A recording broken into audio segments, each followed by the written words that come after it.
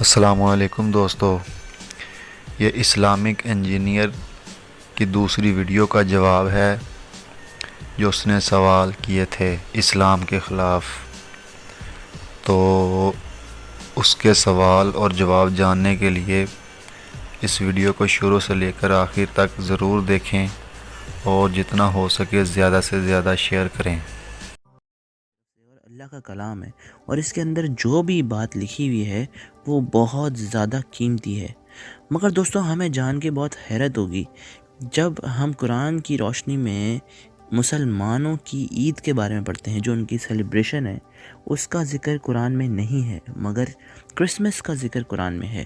جی ہاں، اس سے یہ پتہ چلتا ہے دوستوں کہ کرسمس عید سے بھی بڑا تہوار ہے، کیونکہ عید الاضحیٰ، عید الفطر کا کوئی بھی ذکر نہیں قرآن میں۔ السلام علیکم دوستو، تو اس بھائی نے اس ویڈیو کے شروع میں یہ ثابت کیا ہے اور اس کا یہ سوال ہے کہ قرآن پاک میں عید میلاد النبی صلی اللہ علیہ وآلہ وسلم، عید الفطر اور عید الاضحیٰ کا کہیں بھی کوئی بھی ذکر نہیں ہے۔ تو آپ اس آیت کریمہ کو اپنی آنکھوں سے دیکھ سکتے ہیں۔ فَصَلِّ لِرَبِّكَ وَانْحَرْ، ترجمہ، تو تم اپنے رب کے لیے نماز پڑھو اور قربانی کرو۔ اس میں عید الاضحیٰ کا ذکر قرآن پاک میں صاف طور پر آپ دیکھ سکتے ہیں۔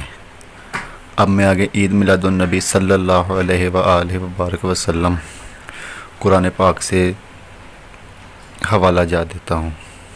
کرسمس کا ذکر ضرور ہے قرآن میں۔ قرآن چیپٹر 19 یعنی کہ سورہ مریم آیت نمبر 33 میں لکھا ہے وَالسَّلَامُ عَلَيَّ يَوْمَ وَلِدتُّ، یعنی کہ مبارک ہے وہ دن، سلامتی ہے اس دن پر جس دن حضرت مسیح پیدا ہوئے۔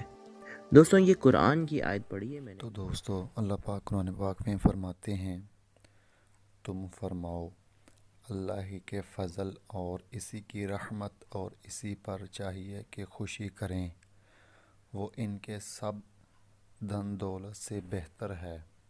اللہ پاک نے فرمایا ہے کہ میرے فضل اور میری رحمت جب آپ پر ظاہر ہو تو آپ خوشی منائیں، یہ تمہارے مال دولت دھن سے۔ تو اس کے بعد اللہ پاک قرآن پاک میں فرماتے ہیں وَمَا أَرْسَلْنَاكَ إِلَّا رَحْمَةً لِّلْعَالَمِينَ، اور ہم نے تمہیں نہیں بھیجا مگر رحمت سارے جہاں کے لیے۔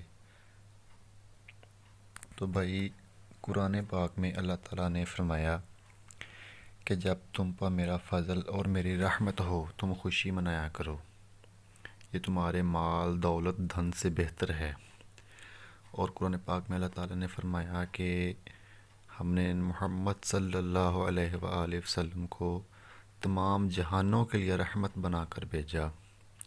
تو یہاں پہ نبی کریم صلی اللہ علیہ وآلہ وسلم کی ولادت باسعادت کا جشن منانے کی بات کی جا رہی ہے۔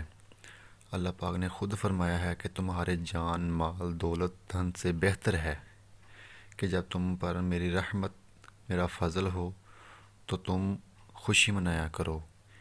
اس طرح کے کئی اور ایک واقعات کوٹ کر سکتا ہوں، میں حوالہ جات دے سکتا ہوں، لیکن بات وہی ہے نا، ماننے والوں کے لیے ایک آیت ہی کافی ہوتی ہے، اور منکروں کے لیے اگر تم پورا قرآن ان کے سامنے رکھو تو وہ یقین نہیں کریں گے۔ مسیح کو سجدہ کیا، اور آپ اچھی طرح جانتے ہیں کہ سجدہ صرف خدا کو ہی کیا جاتا ہے، اور ہمارے مسلمان دوست بہت اچھی طرح اس بات کو جانتے ہیں کہ اللہ کے علاوہ کسی اور کو سجدہ کرنا بہت بڑا گناہ ہے، یعنی کہ شرک ہے۔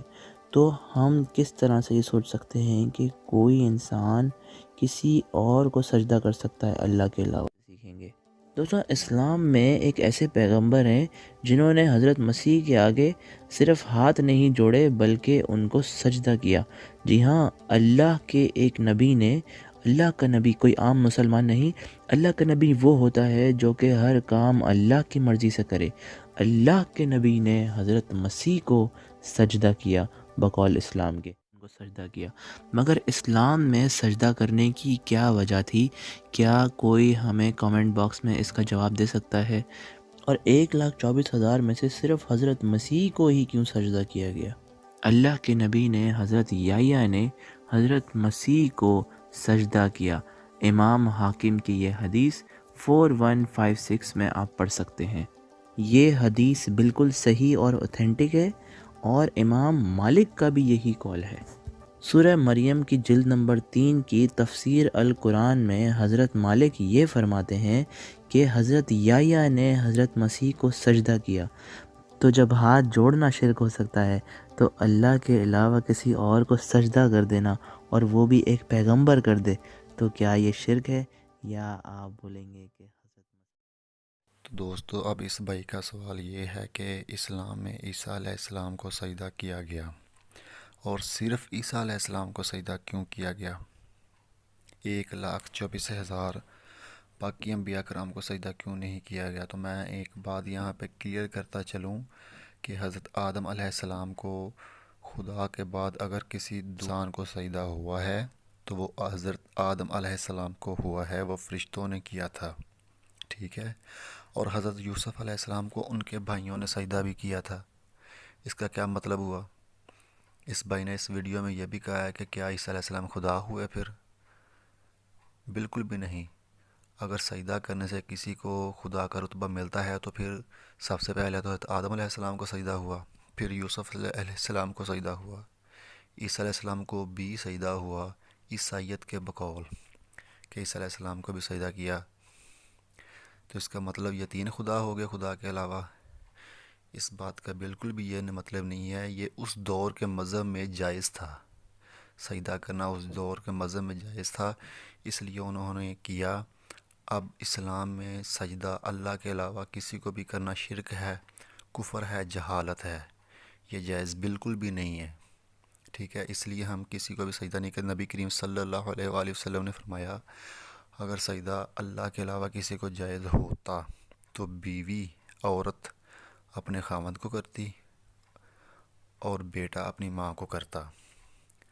سجدہ کرنا حرام ہے اسلام میں، اللہ کے سوا کسی کی عبادت نہیں کی جا سکتی۔ اب اگر اسلام میں یہ کہا جا رہا ہے کہ موسیٰ علیہ السلام کی قوم نے بچڑا بنا لیا اور اس کی عبادت شروع کر دی، اس کو خدا بنا لیا، تو اس کا مطلب بھائی یہ بالکل بھی نہیں ہے کہ اسلام بچڑا بنا کر عبادت کرنے کی اجازت دے رہا ہے۔ یہ بات بالکل بھی نہیں ہے، ٹھیک نہیں ہے، نہ اس کا یہ مطلب ہے۔ اور اب اگر اسلام یہ بتا رہا ہے کہ عیسیٰ علیہ السلام کی قوم نے ان کو خدا بنا لیا، خدا کا بیٹا بنا لیا، تو اس کا بالکل بھی یہ مطلب نہیں ہے کہ اسلام اجازت دے رہا ہے کہ عیسیٰ علیہ السلام کو خدا کا بیٹا کہو یا خدا کہو۔ اسلام یہ باتیں بتا رہا ہے پچھلے مذاہب کی، ان کی سچائی کی، کچھ ان کی غلطیوں کی، اور قرآن پاک میں کچھ ان کے اچھے اعمالوں کی بھی خوشخبری ہے پچھلی قوموں کی، ٹھیک ہے نا؟ اور پچھلی قومیں جس طرح تباہ ہوئی ہیں ان کی بھی عکاسی کی جا رہی ہے۔ قرآن پاک میں بتایا جا رہا ہے کہ وہ کیسے تباہ ہوئیں۔ اسی طرح اسلام میں بتایا جا رہا ہے کہ لوگوں نے عیسیٰ علیہ السلام کو خدا بنا لیا، خدا ٹھہرا لیا، خدا کا بیٹا بنا لیا، ٹھیک ہے؟ تو اس کا کیا آپ مطلب لوگے کہ اسلام اجازت دے رہا ہے کہ عیسیٰ علیہ السلام کو خدا کہو، خدا کا بیٹا کہو؟ حالانکہ قرآن پاک میں اللہ پاک نے بہت زیادہ مرتبہ کہا ہے کہ نہ میری کوئی اولاد ہے، نہ میرا کوئی بیٹا ہے، نہ میں کسی کا بیٹا ہوں، نہ کوئی میری بیوی ہے، میں اکیلا ہوں، ٹھیک ہے نا؟ پورے قرآن پاک میں اللہ تعالیٰ کو اتنا جلال آیا کہ اللہ تعالیٰ نے فرمایا کہ اے نبی، اگر عیسیٰ علیہ السلام کے بارے میں تجھ سے یہ سوال کرتے ہیں تو تم کہو کہ میں بھی آتا ہوں اور آپ بھی آؤ، اپنے گھر والے ساتھ لے کر آؤ، تم بھی اور میں بھی لے کے آتا ہوں، اور مباہلہ کریں ایک میدان میں، اور اللہ تعالیٰ جھوٹوں پر اپنی لعنت بھیجے، ٹھیک ہے نا؟ تو پھر آگے اللہ پاک نے فرمایا کہ وہ نہیں آئیں گے، اللہ جانتا ہے کہ وہ نہیں آئیں گے، ٹھیک ہے نا؟ یہ بات اس دور ہو بھی چکی تھی، ٹھیک ہے؟ اللہ تعالیٰ کے سوا کوئی خدا نہیں ہے، اور اسلام نے اسی طرح وہ ان کی اسلام میں کوئی حدیث میں یہ بات اگر آئی ہے کہ حضرت یحییٰ علیہ السلام نے عیسیٰ علیہ السلام کو سجدہ کیا، تو اس کا بالکل بھی مطلب یہ نہیں ہے کہ اسلام اجازت دے رہا ہے کہ عیسیٰ علیہ السلام کو سجدہ کیا جا سکتا ہے یا کسی انسان کو سجدہ کیا جا سکتا ہے، بالکل بھی نہیں۔